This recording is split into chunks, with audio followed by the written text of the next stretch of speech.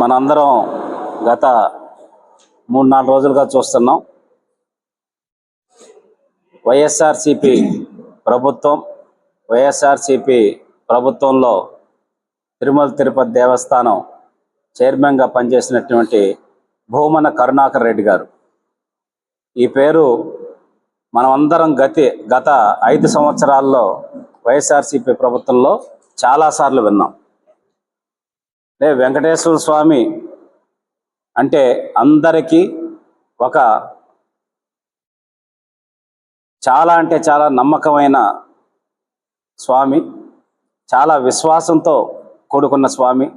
ప్రపంచ దేశాల నుంచి కూడా ఎంతోమంది భక్తులు, భారతదేశంలోనే కాదు ప్రపంచ దేశాల నుంచి కూడా వచ్చి తిరుమలకు వచ్చి వాళ్ళ మొక్కులు చెల్లించుకోవటం కానీ స్వామివారి ఆశీస్సులు తీసుకోవటం అనేది మనకి జరుగుతూ ఉంటుంది, మనం చూస్తూ ఉన్నాం.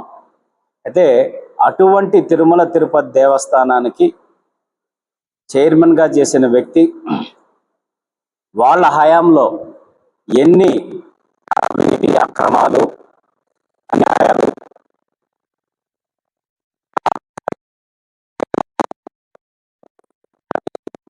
ట్రస్ట్ దాని తరపునిచ్చే 10,000 రూపాయల టికెట్లో కూడా ఎన్ని కోట్ల రూపాయల కుంభకోణం, సాఫ్ట్వేర్ మార్చి మరి ఎన్ని కోట్ల రూపాయల కుంభకోణం చేశారో మనం చూసాం. అట్లాగే పరకామణి నుంచి ఒక ఎంప్లాయ్ 200 కోట్ల రూపాయలు విలువైనటువంటి నగలు కానీ మిగతావన్నీ కూడా తీసుకెళ్లారని చెప్పనేసి మనం చూడటం జరిగింది. ఇలా ఒకటి కాదు, వాళ్ళ రాజకీయ కోసం తిరుమల దేవస్థానాన్ని ఒక రాజకీయ కేంద్రంగా చేసి ఏ విధంగా వాడుకున్నారో కూడా మనం చూసాం. అటువంటి వ్యక్తులు ఈరోజు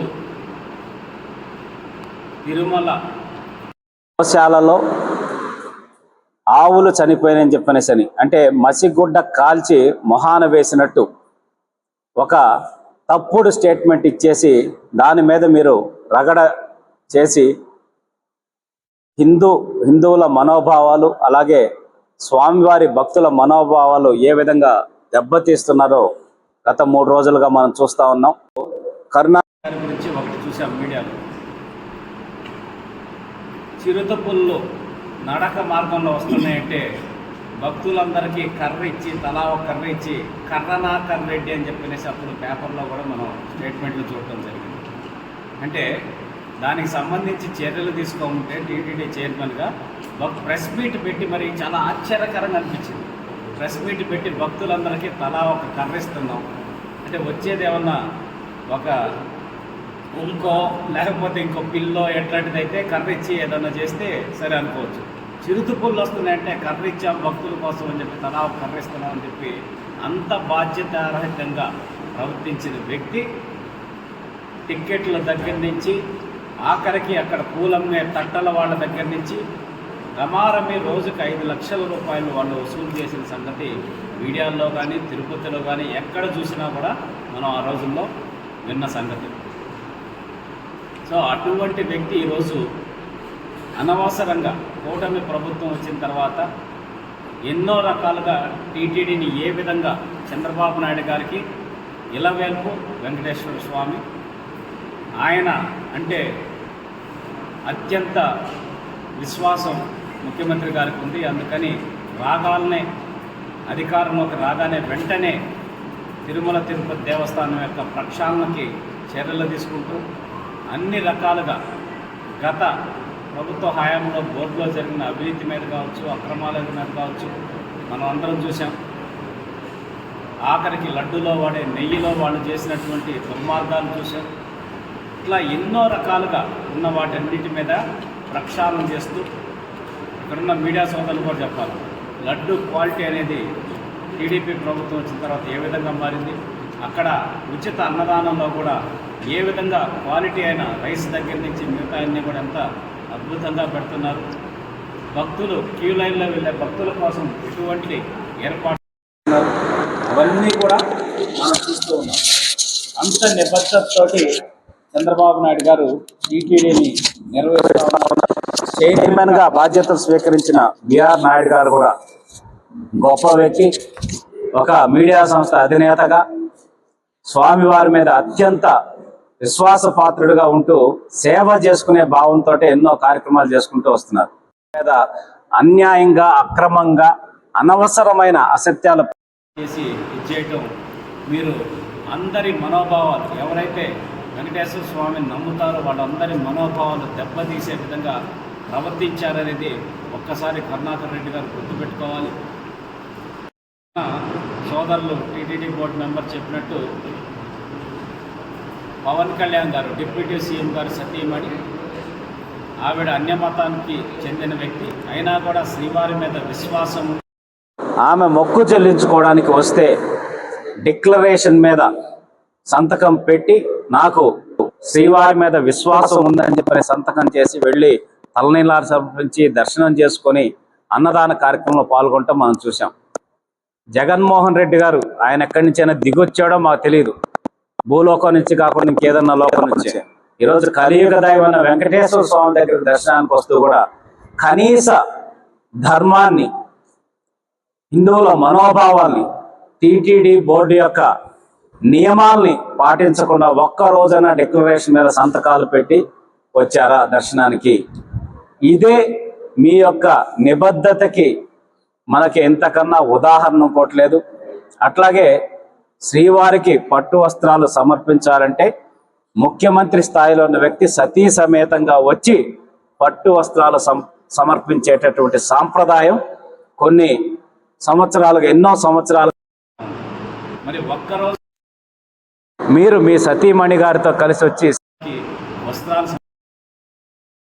ఇది మీ యొక్క నమ్మకానికి, వెంకటేశ్వర స్వామి మీద, ఆయన మీద ఉన్నటువంటి భక్తికి ఇంతకన్నా నిదర్శనం ఇంకోట్లేదు.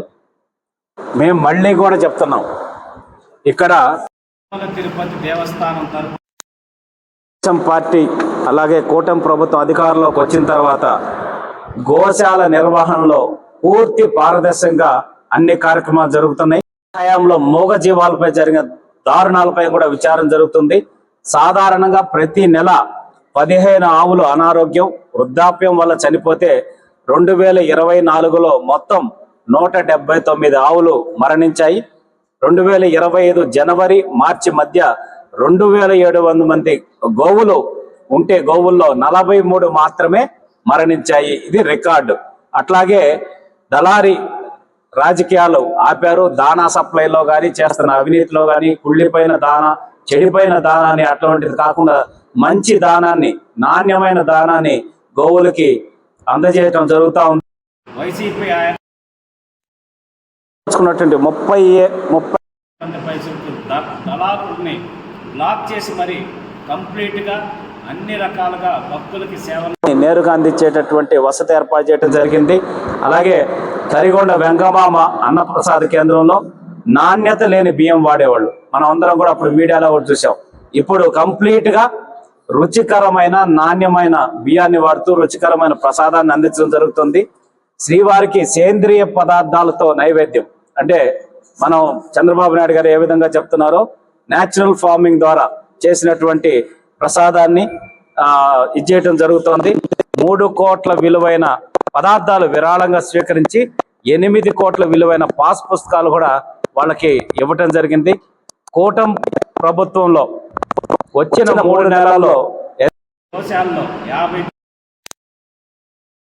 గతంలో తిరుపతి గో సంరక్షశాలలో రోజుకి 450 లీటర్ల పాల ఉత్పత్తి జరుగుతుంటే ఇప్పుడు అది కూటమి ప్రభుత్వం వచ్చిన తర్వాత 762 లీటర్లకి పెరిగిందంటే గోశాల ఎంత సమర్థవంతంగా వాటికి మంచి దానాన్ని అందించి ఎంత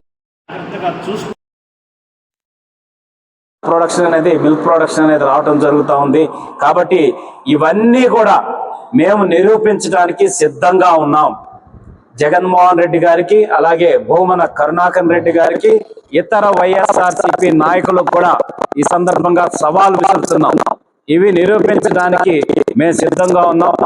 మేము నిరూపించలేకపోతే ఎటువంటి నిర్ణయానికైనా సిద్ధంగా ఉన్నామని తెలియజేస్తూ, నిరూపించలేకపోతే మీరు రాజకీయాల నుంచి తప్పుకొని వెంకటేశ్వర స్వామికి తిరుమలలో క్షమాపణ చెప్పి వెళ్లాల్సిన పరిస్థితి ఉంటుందని తెలియజేసుకుంటూ ఇప్పటికైనా భక్తుల మనోభావాలు, హిందువుల మనోభావాలు దెబ్బతినకుండా తినేటటువంటి మాటలు మాట్లాడకుండా గౌరవప్రదమైన రాజకీయాలు చేస్తే బాగుంటుందని మరొకసారి హెచ్చరిస్తూ సెలవు అన్నాడు. 2000 మంది ఉద్యోగస్తులు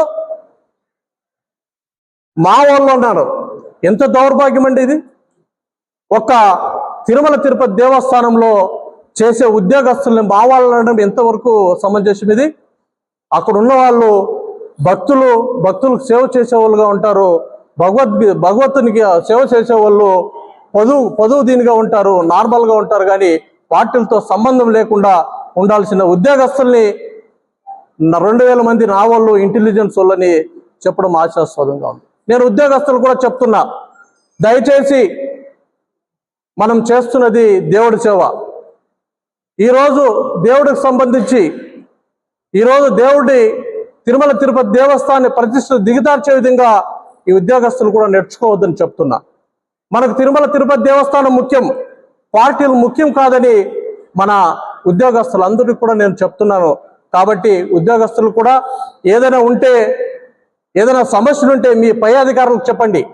పై అధికారులు వాళ్ళ చర్యలు తీసుకుంటారే తప్ప రాజకీయ నాయకులతో సంబంధం పెట్టుకోవద్దండి.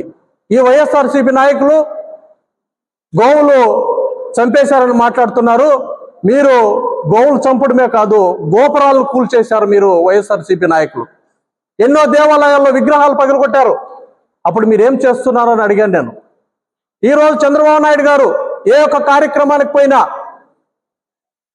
కళ్యాణోత్సవాలకు పోయినా, ఒంటి మీటికి పోయినా దీన్ని హిందూ సాంప్రదాయం ప్రకారం వాళ్ళ భార్యను పిలుచుకొని ఈరోజు తిరుమల తిరుపతి దేవస్థానం కానివ్వండి సాంప్రదాయంగా ఈరోజు చంద్రబాబు నాయుడు గారు వస్తున్నారు. నీ చరిత్రలో 5 ఏళ్ళ చరిత్రలో ఎప్పుడైనా సరే నీ భార్యని పిలిచిండే చరిత్ర ఎప్పుడైనా ఉందా అని అడుగుతున్నాను ఈ జగన్మోహన్ రెడ్డిని. అంటే నీకు హిందూ ధర్మం అవసరం లేదు, హిందూ ధర్మాన్ని దారుణం చేయాలనేసి ప్రతి ఒక్క విషయాన్ని చూసి నువ్వు రాజకీయం చేస్తున్నావు. జగన్మోహన్ రెడ్డి, నువ్వు కానీ కరుణాకర్ రెడ్డి, నువ్వు చేసిన పాపాలు అంతా ఇంత కాదు. ఆ భగవంతుడు దగ్గరలో నిన్ను శిక్షించే టైం దగ్గరలో ఉంది. కాబట్టి తస్మాత్ జాగ్రత్త. దయచేసి దేవుడి దగ్గర రాజకీయాలు చేయొద్దండి.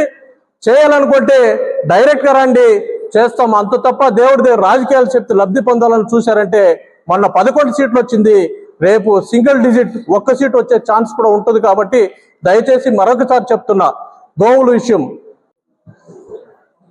మొన్న ఈ మధ్య మాజీ చైర్మన్ కరుణాకర్ రెడ్డి గారు తిరుమల తిరుపతి దేవస్థానం గోశాలలో సుమారు 100 ఆవులు చనిపోయిందనడం ఆశాస్పదంగా ఉంది. ఎందుకంటే వాళ్ళ ప్రభుత్వంలో చేసిన ఘోరాలు అన్నీ కావు. అప్పుడు ఎన్ని గోవులు చనిపోయింది, ఎన్ని చిన్న దూడలు చనిపోయింది, ఆ దూడల్ని వాళ్ళు మామూలుగా చెత్త కుప్పలో వేసిండేది ఎన్ని జరిగింది అన్నీ కూడా మా దగ్గర రికార్డులు ఉన్నాయి. ఈరోజు ప్రతి ఆవు వయసు అయిన తర్వాతనో లేకపోతే అనారోగ్యంగా ఉన్నప్పుడు చనిపోవడం కామన్. దాన్ని కూడా ఈ కరుణాకర్ రెడ్డి గారు, ఈ వైఎస్ జగన్మోహన్ రెడ్డి ప్రభుత్వం వాళ్ళు టీడీడీ పైన అసత్య ప్రసారాలు చేస్తున్నారు.